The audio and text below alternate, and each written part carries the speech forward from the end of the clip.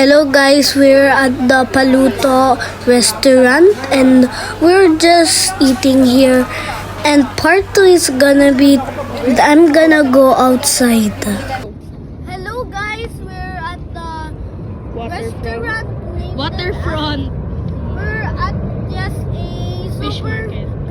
We're just in the local fish market and I will show you my skills here. Go.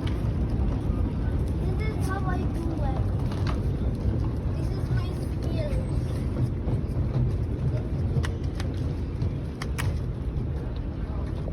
Wow. It was really cool.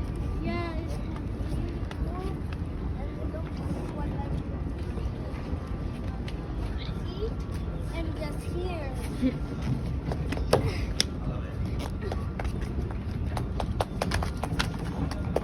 was almost. Guys, and look at this. Look what can I do. I can skip here. And guys, do you know what I have to say?